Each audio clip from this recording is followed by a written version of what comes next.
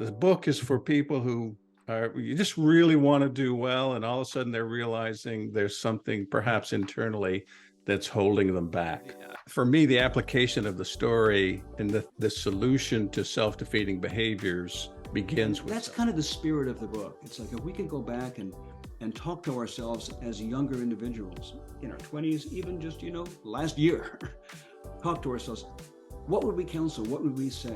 This story has been in my head and in my heart for about 10 years, really. And I actually tried to write it 2 or 3 times. In that first phone call, I was like, I am in. We're doing this book. The book is written for losers because it's really kind of subtly or not so subtly my story. Nobody knows you as well as you know yourself, except for the rest of the world.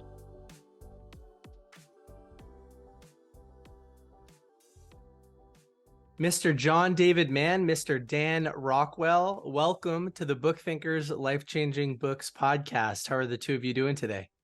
Yeah, excellent. Well, thanks for the welcome. It's a pleasure to be here.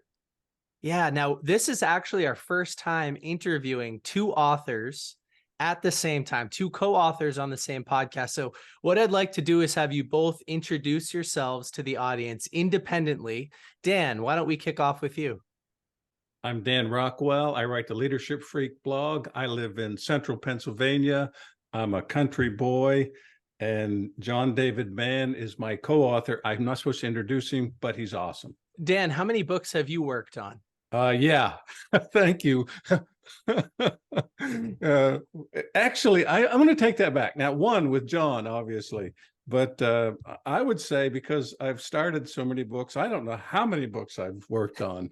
Just nobody knows about them. Well, we'll have to follow up and unpack that in a couple of minutes. And John, this is your second time on the Book Thinkers podcast, I believe. Yes. So why don't you tell yourself why don't you tell the audience a little bit about you and who you are? Sure.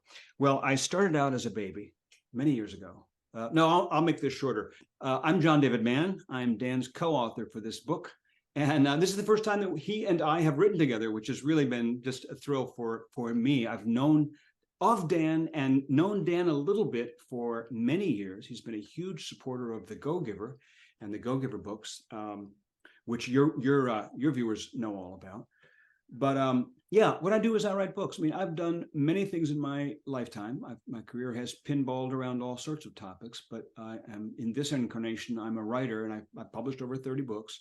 Most of them are in the realm of leadership, personal development, that kind of thing. I've also written thrillers and some other things, but leadership has always been my bailiwick. And I think Dan and I really bonded around that because leadership fascinates both of us. How did you two, I guess this one would be for John, how did you two meet? It was a dating app, actually. No, it wasn't. It wasn't actually. So one day I got an email from Dan Rockwell, who I forget the conversation exactly, but he proposed the idea of writing a book together. We hopped on the phone, and in the first phone call, I have to back up to say, I do get a lot of proposals to write books with people. This comes across my transom a great deal. In that first phone call, I was like, I am in. We're doing this book. I love it. I knew that he and I were going to work together. I knew this book was going to work. I knew I was already in love with it. And then the rest was just working out the details. Oh, I love that. So Dan, what's your take? Why did you reach out to John to write this book and not someone else? Or did you reach out to a lot of other people before him? Oh, I've been dating around, let me tell you. No, this story has been in my head and in my heart for about 10 years, really. And I actually tried to write it 2 or 3 times, and it was just crap. I didn't have, I write every day, but I don't write narrative style. And the message of the book suits itself so well to narrative style. And I knew about the Go-Givers and Bob Berg, and I knew John David Mann's name, but had never met John. And so one of the things I've learned is you need a lot of help. And when you get help, you want to get the best. So he was my moonshot. He was, to me, I think John is the best at what he does. And so I thought, why would I shoot for anything else? And I was very thankful when we got on the phone. I just told him the core of the story, and I think he was maybe drinking or something. I don't know, but he liked it. That's all I needed. And I tell everybody that too. How did that all happen? I said, well, we had this call, and I told him the story, and he said, I'm in, and that's how it started. Yeah, well, I think you guys are a good fit in terms of energy on the podcast so far. So I can't wait to dive into this book and read the full thing. I love this parable style book. I've read The Go-Giver and all of those other books so many times now. So this question can be for either of you, but tell the Book Thinkers audience about this book. Who is the book written for? What's it about? What are some of the things that people can expect to learn if they decide to pick up a copy of The Vagrant? I'm going to start, but John, I'd love to hear you as well. The book is written for losers because it's really kind of subtly or not so subtly my story. You know what I'm saying? It's a story, it's a story of a guy who really works hard and wants to do well and is reaching high and is continuing to shoot himself in the foot, engages in self-defeating behaviors. And, who hasn't engaged in self-defeating behaviors, if you know what I'm saying? So I got a long list of those. And the book is for people who you just really want to do well. And all of a sudden they're realizing there's something perhaps internally that's holding them back. Yeah, I mean, I'll add to that. It's something I've said on many podcasts. I've said this for years. That didn't just come about with the currents of this book. Is that I look back on myself in my 20s, and I wasn't an evil person. I was, relatively nice human, but I'm almost embarrassed to look back at myself in my 20s because I blundered through my life like a bull in a china shop. I couldn't get out of my own way in so many ways, and I went through many difficult, in some cases tragic situations in my life, which at the time were nothing but pain, but in retrospect, now reveal themselves to have been for the purpose of nudging me in the right direction or nudging me in a new direction or giving me an opportunity to look at myself with a little more clear glass than the rose-colored or the milky opaque glass I was looking through. And so I really resonate. It's like Dan says. I think that we're like everybody else. There's an epigraph in the beginning of the book. There are a number of them actually, but there's one from The Shawshank Redemption. This wonderful scene where Morgan Freeman is at his third and final parole hearing, and he says, he talks about himself as a youth who committed murder is what got him incarcerated. And he says, I look back on that young, stupid kid who committed that terrible crime. I want to reach out to him. I want to talk to him, tell him how things are, but I can't. Because that kid is long gone, and this old man is all that's left. And that's kind of the spirit of the book. It's like if we could go back and talk to ourselves as younger individuals in our 20s, even just, last year, talk to ourselves. What would we counsel? What would we say? What have we learned that we can benefit from? And, that's what I think of when I look at that 20-year-old me and say, oh, well, I'm glad I'm me now and not me then. Man, I think that's beautiful and something that many of our listeners and myself can benefit from for sure, because we do, Dan, you mentioned self-defeating behaviors, and I was like shaking my head because there's so many of those that I've spent I'm 29 years old, but there's so many of those self-defeating behaviors over the last 10 years that I've worked on overcoming. And I just wish there was a shortcut, a quicker way to get there. And I think like books are definitely that thing. And, yes, exactly. And, I love that. I love that when people sit there and they put their thoughts down to their younger selves and the thing that they wish they knew. And we can take that knowledge that you guys have put down. And I'm so excited to read this book. I don't have it yet, but I'm excited. It comes out September 19th. So super excited about that. But it's amazing when you guys can condense your knowledge over the last however many years it's been into the short form parable, which I love. Dan, I want to go back to you. You mentioned self-defeating behaviors. What are some of those self-defeating behaviors that you've had, and ones that you've worked on overcoming that you feel like at this point in your life that you have overcome? Yeah, thanks for asking that. I so appreciate Luke having to talk bad about myself on a podcast. So seriously, I think back to that 20-year-old self or the 25-year-old self, and I was showing up to prove I was right. I wasn't showing up to prove, to listen to people and to ask questions and find the best way. I was showing up to figure out how to demonstrate that they should do it my way. And that's just in management and leadership. You can get away with that for a while, no doubt about it, but and maybe for a long time. But we never reach our best that way. I was told for many years, I'm a slow learner. I was told for many years, you're pushy, and I'm a teddy bear. So now we have a disconnect between, how I perceive myself and how other people perceive me. This is the perfect playground for self-defeating behaviors. I think I'm helping people. I think I'm helping myself, and I'm not really helping others, and I'm harming myself. One day my daughter said to me, and she as an adult, she said, "Dad, I think you like to scare people." It's like, oh my, and when you read the book, what you find are there these junctures where Bob, the main character, comes face to face with those kinds of tough conversations. They're kind of drip through the narrative, and I think we've all had them. I'm not sure. I know I didn't listen to them, when I should have. So there's a few. My list of self-defeating behaviors is too long for this podcast, believe me. Well, Dan, can I ask one follow-up question on that? So you just highlighted that sometimes self-defeating behaviors can be done with good intentions. And that's something that I hadn't really thought of before.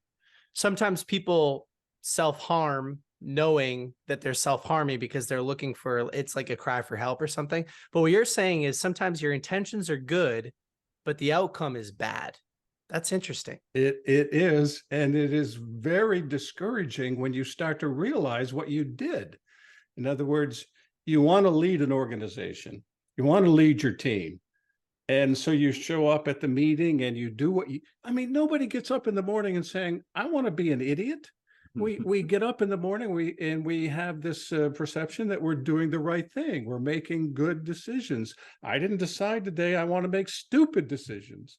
I didn't decide today that I want to unnecessarily offend somebody on my team.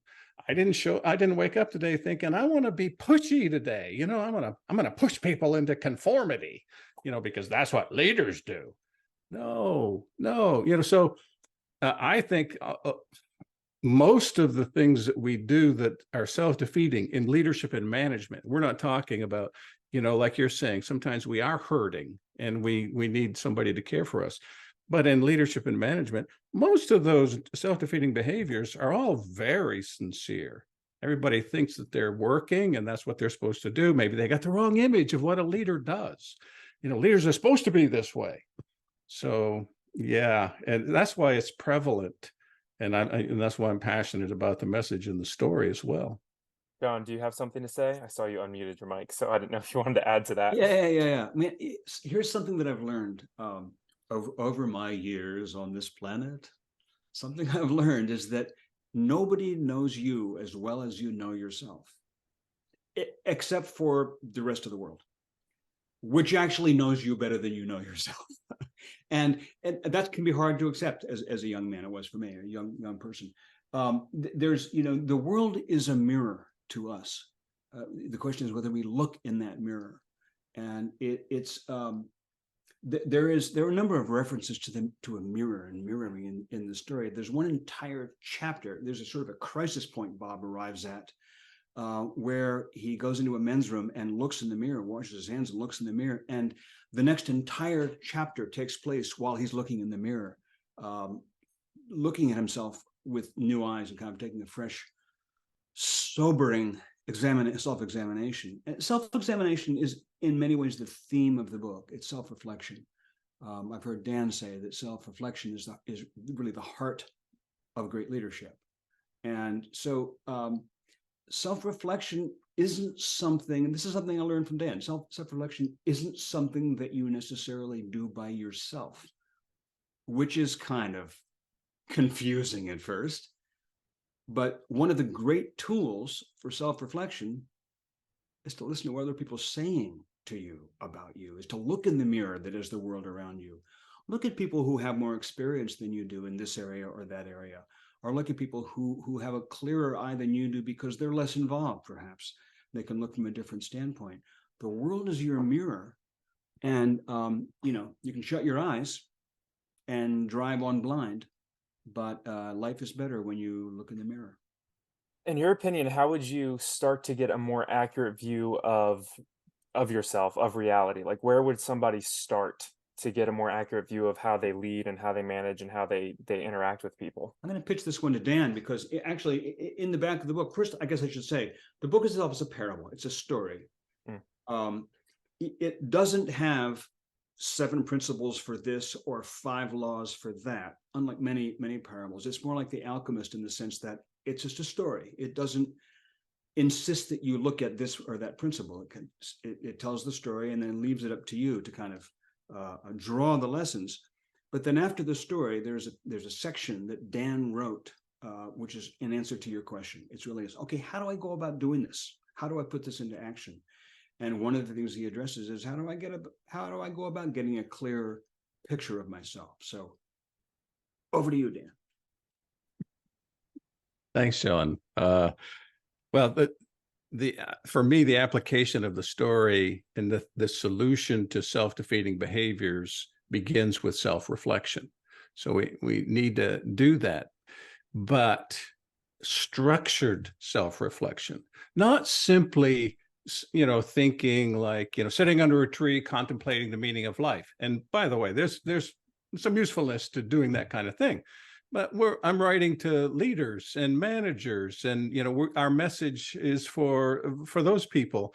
It actually applies in a lot of areas, moms and dads and all of that. But anyway, structured self-reflection, I think, is part of that journey. And one of the 5 practices at the end of the book is about inviting others in. One of the simplest ways to do this, Luke, is to say for example, you're leading team meetings, and who doesn't hate meetings, right? And so you're leading team meetings, and one of the people, you're saying, I want to lead energizing meetings. I want people to walk out of my meetings with more energy than they walked in. Now, that's a good goal. So what you do is you go to a couple of people on the team and say, look, here's my goal. And what I would like you to do, if you would please, is just pay attention in the meeting and notice when the energy goes down, notice when the energy goes up. Now you have people, you say after the meeting, what did you notice? What was I doing when things went downward? What was I doing when things went upward? And they give you this feedback. And now you have something you can sit back and say, I need to look at myself now, because if I want to lead energizing meetings, it starts with me. And now I need to reflect on, the kind of person I want to be, how I want to show up, what does my best self look like? But it's done with others in that case, because the self-reflection in isolation leads to self-deception. And that's not 100% law of the universe. I'm just saying in general, if we're not careful, because we don't intentionally do stupid things. But we do those things. So we need a little bit of outside input. Well, I love both of your answers there. And it reminds me of a study. I'll get the actual stats wrong, but I read this study years and years ago in a nonfiction book that said something like your college roommate after the first day of getting to know you has a more accurate view of your reality than you do, or something like that. And it's because they've observed your behavior. They start to get to know you a little bit. They watch how you interact and keep things neat or disorganized, how you eat at the dining hall, how you interact with strangers, and boom, they know you better than you know yourself. So yeah, I totally get what you're both saying. And when I look back at my late teens and early 20s, I had a lot of well-intentioned self-destructive behavior. On one side of the spectrum, I dealt with an ego that would often represent itself at the expense of other people. And I thought I was furthering my voice. In reality, I was really hurting it. And on the other side of the spectrum, I had a lot of social anxiety and insecurities, and I would try to protect myself from public situations and as a result, handicap future situations, progress, things of that nature. So I can totally relate with what both of you are saying. And the solution did not happen in isolation. I had to have a lot of those rough conversations that you had mentioned earlier, Dan. So it sounds like that's probably a common narrative with most people. I mean, would you guys agree?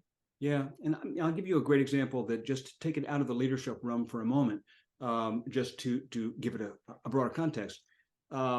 This is something every writer goes through, and it's one of the most significant events or steps or situations in a writer's life, and that is working with an editor. And that is very difficult for many writers, or I should say many would-be writers. A lot of people who would like to become writers don't achieve that because they can't make this step. They don't learn how to absorb, to hear and absorb and utilize critique effectively. And when you sit down with an editor, basically what you're going to do is you're going to say, I've put my best effort into this. It's like Dan said, I didn't intend to write a bad passage. I didn't intend to write a bad book. I put my best effort into this. I've gone over it and over it. It's the best that I can do. Now I give it to you. And the editor comes back and says two things. First thing they say is everything they love about it.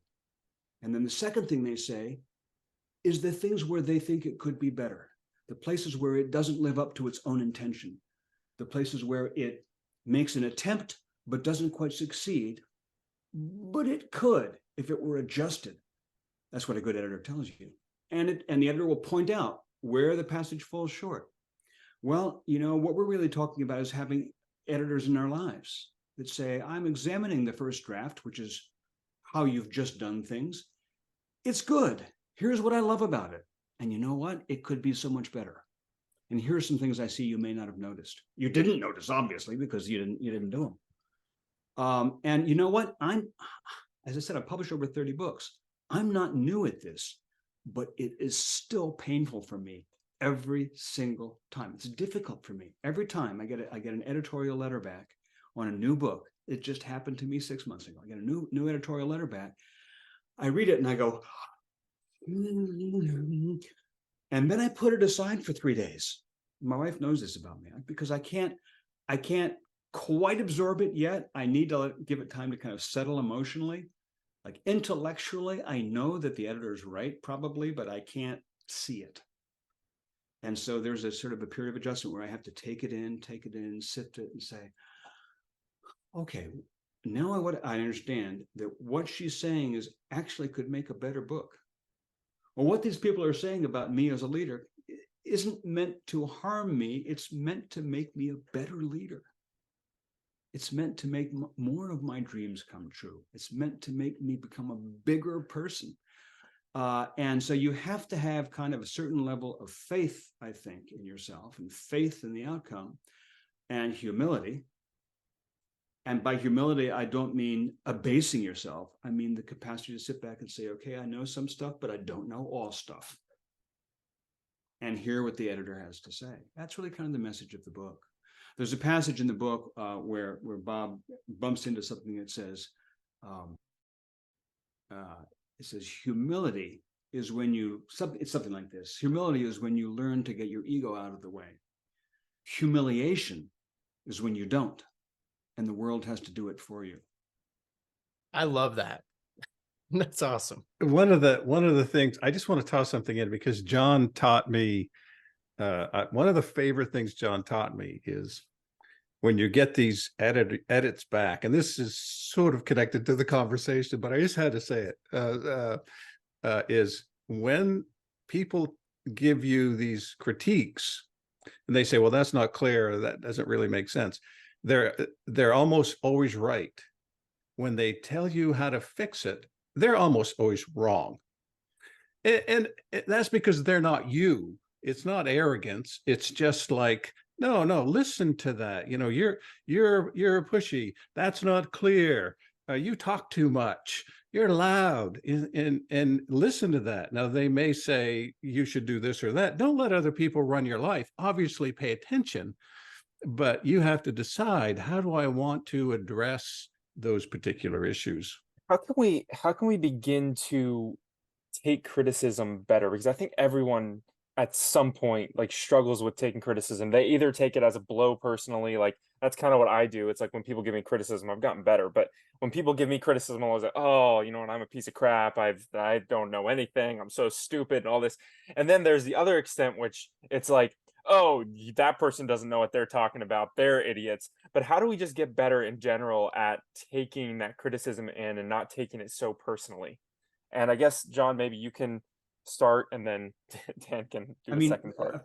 First, I'm going to say that there are ways to give critique that certainly are more helpful than others. And I'm just going to start with that, which is that, you know, I have a rule about critique, which is love first, suggestion second. Always in that order, never in the opposite order. And I've noticed every great editor I've worked with does that. First, they tell you what they love about that. This is what we do with our kids. We say, that was great how you did that. I'm so proud of it. I'm so impressed about how you did your best to help your little sister. Then I might add, probably stepping on her head isn't the way to help her, you know, or whatever it is that, you know, you want to suggest to correct. So those are the rules of giving critique. But in terms of how to take advice or take suggestions, take criticism, I think it's develop the reflex of having faith in the outcome, that what this criticism is for, whether they mean it or not, is for you to find a better you, a better way of doing things, a better version of you, a Luke 2.8 instead of a 2.7. There's a better you just over the horizon, which this criticism is designed to help you find. It's not designed to cut you down, push you back, make you smaller. It's designed to pull you forward and make you larger. I love that. Dan, do you have anything to add to that? Well, let's talk about the inner critic first. Love what John said, right? That they have a reflexive reaction, and I think that's important. The leaders that I work with, sometimes I'll tell them, look, you need something in your hip pocket. When something happens that sets you off, what are you going to say every time it happens? Right. So, for example, for me, when I'm maybe leading a meeting or I'm working with someone and they start to push back or they start to say, well, that's not right. The very first thing out of my mouth is always the same thing. It's that reflexive reaction. And that is, thanks for saying that. It helps set the tone. It helps me settle down because my adrenaline gets going and my brain shrinks. You know what I mean? It's fight or flight. And that's no good. So brilliant. What John says is just wonderful and so true. But the inner critic is such a common thing in our lives that defeats us. You talk about self-defeating behaviors, and I don't know anybody who doesn't struggle with a voice in their head that says you should be better. What's wrong with you? My favorite thing to say to myself is, loser, you're a loser, you know, and that just really sets up a great relationship with people. So one of the projects, and this is not in the book, but one of the projects I have people that I work with do is just make a list of everything your inner critic says. That's all. Don't judge it. Don't try to fix it. It kind of fits back into the, noticing. Just notice. That's all. Don't do any more. And once you get that list done for a day, a couple days, just read over the list and throw the list away. And you would be surprised how that helps people on the journey. I'm not sure you can put your inner critic to death, and maybe you shouldn't. Sometimes your inner critic is right. You should have done this, you should have done that. But just noticing that language. The other thing I would recommend, Luke, on this, which I think is it may be useful, is instead of waiting for people to come to you, with suggestions. Aggressively seek feedback. Now, don't do it needy, like, oh, how am I doing? Do you like me? Not that way. Seek feedback very specifically. Like I mentioned before, if you're going to run a meeting, set the goal. This is what I'm working on. And then ask for specific feedback instead of like, somebody sharing everything. Because here's the problem: bad is stronger than good. So you hear one bad thing and you hear 5 good things. What do you remember? Right? It's just tough. So there's a few things that kind of related specifically, Luke, to what you were asking about. I really appreciate that a lot. I'm over here taking vigorous notes, so appreciate that. Thanks for your kindness, both of you. Getting back a little bit to the book, I love how you guys basically portray the protagonist, which is Bob, right? And he raises through the ranks of what is it, in the medical field, and then he basically becomes homeless. Why did you guys decide to like throw such a drastic like change for this man's life? And either of you can start with the answer. I think I'd start by saying, I don't know if you've ever read this book called The Book of Job, but it's I have, yes. it's a fairly extreme little tale, and yet it is in its essence not so unlike things that many of us have experienced. Not quite to that extent. Bob is a brilliant guy. He's a rising executive. He's in data processing. He's a data guy, and he's quite sharp at it. He's got his eye on the upper corporate ranks, and we basically take Bob and we take everything away from him one by one. We just get really cruel. We take away his job, we take away his reputation, we take away his money, we take away his favorite car, we take away his cushy, sweet little apartment with all of its accessories and his espresso maker and his favorite chair, and we eventually take away his health, and we beat him up in an alley, and basically we treat Bob, we put him through the ringer, is what we do. And it's because Bob has not been looking in the mirror, and so the mirror has to get louder and louder and louder until he listens. It's just like a mom raising her voice. And it's funny because when we started, Dan had the beginning of the story in mind, and he had sort of a trajectory, but we didn't have the whole story worked out in terms of what's going to happen at every stage of the way and where is it eventually going to lead. And so, as the story evolved, it was kind of a wild experience to sort of see where it led and the extremes that it went to. It's not too extreme, but Bob has a pretty rough time. And I think that we did that because in a story, the difficult things to happen to heroes resonate with us in our own lives, even though we don't go through those exact same things. So I've never been beaten up in the back of an alley, but when I see what Bob goes through, it resonates with my life. Sometimes stories have to say it in a sort of extreme way for you to really get it. It's like in The Alchemist, Santiago travels all the way across, Egypt, and there's pirates in the desert and all this stuff, but you resonate. It's one of everybody's favorite books. So that's why we have a little excerpt from the Book of Job at the beginning of the book before it commences, because this is the journey that you're about to go on as you go through these pages, and I promise you're going to come out in a good place. Oh, I love it. Well, gentlemen, in the essence of time, what I'd like to do is kick it back to Luke one more time. He has a famous last question now for the podcast, and I'm sure he'll ask it to both of you. So, Luke, who goes first? Yeah, we can kick it off with Dan, and then John, you can end us out. So this is the last question I love to ask, and it's, if all the information that you have put out, you pass on, and all that information, all the books, everything you have written, everything you've put out, courses, whatever, has disappeared, and you can leave the world with one single piece of advice, what would it be? Dan, if you want to go first. And don't rush. Don't rush. Yeah, It's just the only thing that will live on forever. Yeah. yes, it's a great question. And And I'm not sure I would give the same answer every day, Luke. So just to be fair, I'm not sure I would give the same answer. But when I think about the trajectory of Bob in the story, it is, and one of the things I love about the story is that it's a downward trajectory. Things get dark for him before they start to move up. And I'm all about that. I like to watch dark movies. If there isn't dark stuff in it, I'm not really that excited about it. You got to have a few killings and things like that. And please don't tell anybody I said that. Oh, But like the Gladiator. Great example. like the yeah, just a small example, like the Gladiator.